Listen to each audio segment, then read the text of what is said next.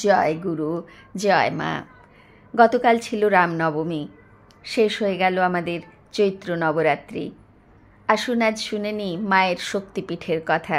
বেশ কিছুদিন আগে পাঠ করে শুনিয়েছিলাম মরুতীর্থ হিংলাজ, 51 শক্তিপীঠের প্রথম পীঠ। আজ শুনব আমরা দ্বিতীয় এবং তৃতীয় পীঠ। পাঠ করে শোনাচ্ছি কালীক্ষেত্র 51 পীঠ বইটি থেকে, লেখক শ্রী মধুসূদন। মায়ের শক্তিপীঠের দ্বিতীয় পীঠ হল করবীরে মহিষমর্দিনী। সিন্ধু প্রদেশের শক্কর জেলার করবীরে পড়েছিল দেবীর তৃতীয় নয়ন। শর্করারে তৃতীয় চক্ষু ত্রিগুণ বৈভব। মহিষমর্দিনী দেবী ক্রোধীশ ভৈরব। শর্করায় দেবীর তৃতীয় নয়ন পতিত হয়েছিল। সেখানকার দেবী মহিষমর্দিনী ও ভৈরব হলেন ক্রোধীশ। বেলপাতায় 3টি পত্রের মতো দেবীর 3টি চোখ। দেবী এই তৃতীয় নয়ন দিয়ে মানুষের মন দেখতে পান। তাহলে বলতেই হয়, যেখানে সতীর তৃতীয় নয়নটি পড়েছিল সেই স্থানের মাহাত্ম্য নিশ্চয়ই অবর্ণনীয়। কোনো কোনো গবেষক বলেছেন শক্করা বা কবরীপুর ঠিক কোথায় তা জানা যায় না। কালিকা পুরাণ মতে কবরীপুর ছিল প্রাচীনকালের ব্রহ্মাবর্ত দেশের রাজধানী। পাশেই দৃশদতী নদী। ব্রহ্মাবর্ত অঞ্চল হল বর্তমানের পাঞ্জাব। অনেকেই বলেন কবরীর হল মহারাষ্ট্রের কোলাপুরে। এই কোলাপুরের কাছে পঞ্চনদীর সঙ্গমস্থলে পঞ্চসাগর নামে পরিচিত একটি মন্দির আছে। এটি একটি শক্তিপীঠ, তবে এখানে দেবীর তৃতীয় নয়ন পড়েনি। বর্তমানে পাকিস্তানে সিন্ধু প্রদেশের শক্করই প্রাচীনকালের কবরীর। শক্কর জেলায় কাবেরী মৌজায় কবরীর শক্তিপীঠ রয়েছে। এই পীঠস্থানে দেবী রমভুজার মূর্তি আছে। এই পীঠের ভৈরব ক্রোধীশ সম্পর্কে তেমন কিছু জানা যায় না। এবার দেখা যাক মহারাষ্ট্রের কোলাপুরের পীঠস্থান। মহারাষ্ট্রের কোলাপুরে রয়েছে সম্পূর্ণ পাথরের মন্দির। মন্দিরটির 4টি প্রবেশদ্বার। মন্দিরের সামনে 5টি দীপমালা রয়েছে। দেবী এখানে মহালক্ষ্মী নামে পূজিতা হলেও বিগ্রহটি সম্পূর্ণ কোষ্ঠী পাথরের ত্রিনয়নী মহিষমর্দিনী রূপী। তিনি রূপোর সিংহাসনে অধিষ্ঠিতা দেবী শালঙ্করা। মাথায় সোনার মুকুট, পদযুগল স্বর্ণমণ্ডিত। দেবীর ভৈরব হলেন ক্রোধীশ। দেবীর ত্রিনেত্র পড়েছিল, যা পীঠ নির্ণয় তন্ত্রের সঙ্গে মিলে যায়। দেবী মায়ের মুখোমুখি সিদ্ধিদাতা গণেশ অধিষ্ঠিত। মায়ের পুজোর পূর্বেই তার পুজো হয়ে থাকে। শোনা যায় ত্রয়োদশ শতাব্দীতে আদিগুরু শঙ্করাচার্য এই পীঠে এসে মায়ের পুজোর সময় নাকাড়া বাজানোর ব্যবস্থা করেন। এখানে আরও অনেক মন্দির আছে। তার মধ্যে দশাবতার, রাধাকৃষ্ণ মন্দির, হনুমান মন্দির, লক্ষ্মীনারায়ণ, জটজটেশ্বর মন্দির উল্লেখযোগ্য। এত মন্দির থাকার জন্য এই স্থানকে মহারাষ্ট্রের কাশীও বলা হয়। এখানে আশ্বিন মাসে খুব জাঁকজমক করে উৎসব হয়। 9 দিন ধরে মেলা বসে। ওই দিনগুলোতে দেবী লক্ষ্মী মহিষমর্দিনীকে বিভিন্ন বেশ পরিয়ে পালকি করে নগরীর বিভিন্ন স্থানে ঘোরানো হয়। এছাড়া প্রত্যহ ভোরে দেবীর উদ্দেশ্যে কাকদ আরতি হয়। 8:30টায় মহাপুজো, 11:30টায় কুমকুম গোরচনা ও পঞ্চগব্য দ্বারা দেবীকে স্নান করিয়ে ভোগ দেওয়া হয়। আবার সন্ধ্যায় আরতি। প্রতি শুক্রবার মহাভোগ দেওয়া হয়। এবার আপনারাই ঠিক করুন মায়ের পীঠস্থান ঠিক কোথায়। 51টি পীঠস্থানের কল্পনা যারাই করে থাকুন, তারা ভারতভূমির অখণ্ডতার চিন্তা করেই এই চিন্তা করেছিলেন। এই 51 পীঠ পরিক্রমার মধ্যেই সার্বভৌম ভারত মাতার রূপ মানস চক্ষে উপলব্ধি করতে পারেন সবাই।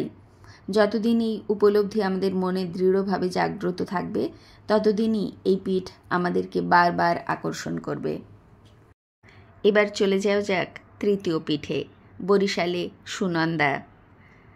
পীঠ নির্ণয়তন্ত্র অনুসারে সতীপীঠের তৃতীয় পীঠ হল বাংলাদেশের বরিশাল জেলার সুগন্ধা নদীর তীরে। স্থানটির নাম সুগন্ধা বা সুনন্দা।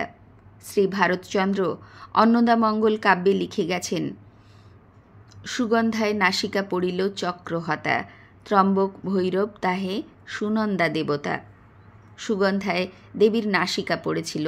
দেবীর নাম সুনন্দা। ভৈরব হলেন ত্রম্বক। বরিশাল শহর থেকে প্রায় 27 কিলোমিটার দূরে শিকারপুর বাজার। তা থেকে 2 কিলোমিটার দূরে ওই শিকারপুর গ্রামেই সুগন্ধা দেবীর পীঠস্থান। অতীতে এই স্থান অরণ্যে আবৃত ছিল। এখানকার ভৈরব ত্রম্বকেশ্বর সম্পর্কে একটি কাহিনী প্রচলিত আছে। সেটি হলো শিকারপুরের রাজা রামরায় একদা স্বপ্নে দেখেন যে এক জটাজুটোধারী দীর্ঘদেহী তাকে বলছেন, ওহে রামরায়, তোমার জমিদারির মধ্যে সামরাইলের জঙ্গলে একটি ঢিবি আছে, সেখানে আমি রয়েছি। দীর্ঘদিন থেকে কষ্ট ভোগ করছি, আমাকে শীঘ্র উদ্ধার করো। পরদিন সকালে উঠে রামরায় সমস্ত লোকজনদের নিয়ে সেই জঙ্গলের পাশে উপস্থিত হলেন। সেখানে কয়েকজন রাখাল গরু চড়াচ্ছিল। জমিদার তাদেরকে জঙ্গলে যাওয়ার সঙ্গী হতে বললেন। তখন রাখালগণ ভীত হয়ে বলল, না না, ওখানে যাওয়া যাবে না। গত কয়েকদিন আগে এক সাংঘাতিক ঘটনা ঘটেছিল ওখানে। রাজা বললেন, কি সেই ঘটনা? এক রাখাল তখন বলতে শুরু করলো, সারাদিন আমরা এই বনের পাশে গরু চড়াতাম। বেশ কিছুদিন হলো গাভীগুলি আর পরিমাণ মতো দুধ দিচ্ছে না। তাই গৃহস্বামীরা আমাদের তিরস্কার করে বলতো, আমরা নাকি সমস্ত দুধ দোহন করে খেয়ে নিই। আমরা তাই একদিন গরুগুলির ওপর খুব লক্ষ্য রাখলাম। দেখলাম গাভীগুলি জঙ্গলে ঢুকে এক স্থানে বৃত্তাকারে ঘিরে একটি ঢিবির ওপরে অবিরল ধারায় দুধ দান করছে। আমরা ভীষণ কৌতূহলী হয়ে উঠলাম, জানতে হবে এখানে কি আছে। আমরা তখন গরুগুলিকে তাড়িয়ে এনে ঢিবির চারপাশে শুকনো পাতা জড়ো করে আগুন জ্বালিয়ে দিলাম। দাউ দাউ করে আগুন জ্বলে উঠল। আমরা দূরে দাঁড়িয়ে দেখছি। হঠাৎ দেখি একটি খর্বকৃতি কৃষ্ণকায় বালিকা সেই জ্বলন্ত আগুনের পাশ দিয়ে ছুটে বেরিয়ে এসে পাশের এক জলাশয়ে ঝাঁপিয়ে পড়ল। আর আমরা ভয়ে সেই দুপুরে সেখান থেকে দৌড়ে পালিয়ে বাঁচলাম। তাই সেখানে যাওয়া যাবে না, গেলেই ক্ষতি হবে। রাজা এই ঘটনা শুনে অনুচরদের নিয়ে ওই জঙ্গল পরিষ্কার করে ওই ঢিবিময় স্থান খনন করতে বললেন। কিছুক্ষণ পরে ওই স্থান খুঁড়তে খুঁড়তে একটি শিবলিঙ্গ দেখা যায়। রাজা সেই মূর্তিটিকে শিকারপুরে নিয়ে যাবার জন্য মাটি থেকে তোলার চেষ্টা করতে লাগলেন। এখানে মূর্তি মানে ওই শিবলিঙ্গটিকে। কিন্তু কোনো কর্মচারী তাকে একটুও নাড়াতে পারল না। ব্যর্থ হয়ে প্রাসাদে ফিরে এলেন রাজা। সেই রাত্রেই রাজাকে স্বপ্নে দেখা দিলেন দেবতা। বললেন, হে রাজা, আমি ত্রম্বকেশ্বর মহাদেব। আমাকে ঘিরে এখানেই একটি মন্দির করে দাও, তবে মন্দিরের ওপর কোনো আচ্ছাদন থাকবে না। রাজা অতি সত্বর তাই করলেন। শিব ওখানে ত্রম্বকেশ্বর রূপে পূজিত হতে লাগলেন। কয়েকদিন পরে শিকারপুরবাসী পঞ্চানন চক্রবর্তী গভীর রাত্রে স্বপ্ন দেখেন। দেবী কালিকা তাকে বলছেন, বৎস, সুগন্ধা নদীগর্ভে ঢলে পড়া বটগাছের তলায় আমার শিলারূপ নিমজ্জিত আছে। আমাকে তুমি এখান থেকে মুক্ত করো। পরদিন প্রাতে ভক্তি গদগদ চিত্তে ব্রাহ্মণ নদীতে স্নান করে মায়ের পাষাণ মূর্তিটি উদ্ধার করলেন। সেটি একটি বিরাট নাসিকা বিশিষ্ট মূর্তি। ব্রাহ্মণ সেটিকে প্রতিষ্ঠাপূর্বক পূজা করতে শুরু করলেন আপন আলোয়ে।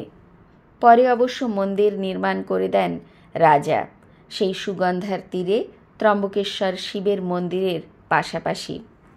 কিছুদিন পরে ওই দেবী মূর্তি দস্যুরা চুরি করে নিয়ে পালায়। তবে বর্তমান মন্দিরে যে মূর্তিটি আছে তাকে দেবী সুনন্দা বলা হয়। দেবী উগ্র তারা রূপে বিরাজমান। এখানে দেবীর নাসিকা পতিত হয়েছিল। পরবর্তীকালে মন্দির গর্ভে বেদির ওপরে প্রায় 4 ফুট কালো কোষ্টি পাথরের মূর্তি নির্মিত হয়। দেবী চতুর্ভুজা, শবের ওপর দণ্ডায়মানা।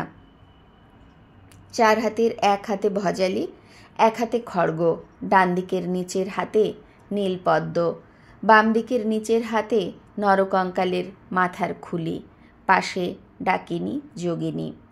ওপরে শিব দুর্গা, বাম পাশে গণেশ বিরাজমান। আজ অতীতের সেই পূর্বতন মন্দির আর নেই। বর্তমান মন্দিরটি সিমেন্টের, ছিমছাম ও সুন্দর। দেবীকে প্রত্যহ দুপুরে ও সন্ধ্যায় ভোগ দেওয়ার ব্যবস্থা রয়েছে। বিভিন্ন উৎসব যথা শিবরাত্রি, দুর্গাপূজা ও কালীপূজা এখানে জাঁকজমকভাবে পালন করা হয়। নাসিকার সঙ্গে সুগন্ধের গভীর সম্পর্ক, তাই বুঝি সুগন্ধা নামক স্থানে দেবীর নাসিকা পতিত হয়েছিল, অথবা নাসিকা পতিত হয়েছিল বলেই সেই স্থানটির নাম হয়েছিল সুগন্ধা। এসবই অনুভূতির ব্যাপার, নাসিকার সঙ্গে প্রাণের ঘনিষ্ঠ সম্পর্ক। নাসিকার দ্বারা জীব প্রাণ শক্তি আহরণ করে, সংগ্রহ করে, আবার সাধক প্রাণায়ামের দ্বারা আত্মানন্দে বিভোর হয়ে সিদ্ধি লাভ করেন ওই নাসিকা দ্বারাই। এখানে বলি যে ত্রম্বকেশ্বর মহাদেবের যে ঘটনা, সেই ঘটনা আমরা শুনতে পাই দীঘায় চন্দনেশ্বর বাবার সম্পর্কেও। ছোটবেলায় এই ঘটনা শুনেই বড় হয়েছি। চন্দনেশ্বরে একবার বাবা নিয়ে গেছিলেন আমাদের, দর্শন করেছি। ওখানে শিবলিঙ্গ অনেকটাই মাটির গভীরে, পাতালে বলা যায়। ওটা ওড়িশা এবং আমাদের পশ্চিমবঙ্গের বর্ডারে প্রায় মন্দিরটি অবস্থিত, অথবা হতে পারে ওড়িশাতেই। আমার একদম সঠিকভাবে জানা নেই সে ব্যাপারটা। তবে হ্যাঁ, দীঘা ওখান থেকে খুব বেশি দূরে নয়। আর আমরা যারা তপভূমি নর্মদা পড়েছি সেখানেও দেখেছি শ্মশানেশ্বর মহাদেব। সেখানেও সেই কালো গাভী এসে দুধ দান করে যান প্রতিদিন, এবং সেই দুগ্ধই নিয়ে আসতেন ওখানকার সাধু সন্ন্যাসীরা কমণ্ডলু ভরে প্রতিদিন। মহর্ষি শ্রী কৃপানাথজির সাধনস্থলী ওটা। ওখানেই তিনি শিখিয়েছিলেন হংস সাধনা আমাদের শ্রী শৈলেন্দ্রনারায়ণজিকে, যার জন্য আমরা জানতে পেরেছি মা নর্মদাকে তপভূমি নর্মদা পড়ে। সেই ঋষিদের শ্রীচরণতলে প্রণাম, কোটি কোটি দণ্ডবৎ প্রণাম। আজ এই পর্যন্তই, এবং অবশ্যই মা এবং শ্রী গুরুদেবের চরণে কোটি কোটি দণ্ডবৎ প্রণাম। জয় গুরু, জয় মা, গুরু কৃপা হি কেবলম, জয় গুরু।